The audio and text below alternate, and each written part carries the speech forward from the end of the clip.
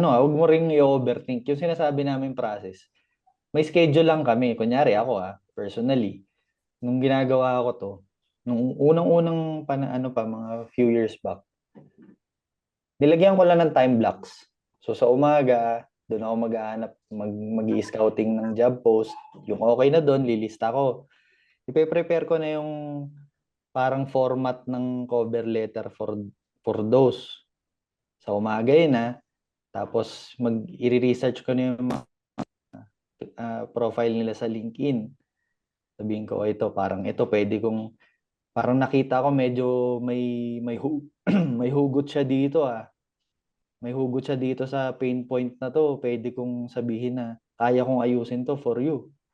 So yung mga ganong pieces, ilalagay ko na yun sa cover letter. Ngayon, sa gabi, yun yung time block, di ba? Sa umaga, research, prospecting. Sa gabi, doon ko ibabato sa golden hours para yun yung saktong unang lalabas sa email nila pag umaga sa kanila. Ganun lang kasimple. Ako kasi sa trabaho sa akin, sa video editor, konti lang naman talaga yung sasakto sa gusto ko Kaya wala akong tina-target na kailangan 10.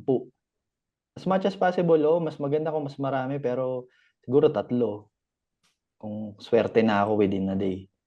Pero yun yung proseso ko sa umaga talaga, by hook or by crook, maghahanap talaga, magpo-prospecting talaga ako sa umaga. Magbabato ko sa gabi.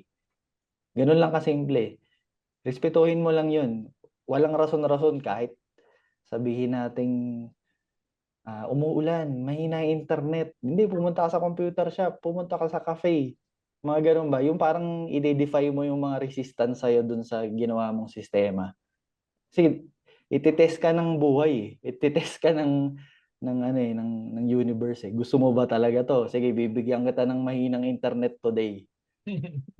Bibigyan kita ng putol-putol na kuryente today. Titingnan ko kung gusto mo ba talaga. Pero pag nalampasan mo nga yun, katulad ng sabi na ito ni Pop Smart, nandun na yung reward. Almost there ka na. Tutuloy-tuloy mo lang talaga.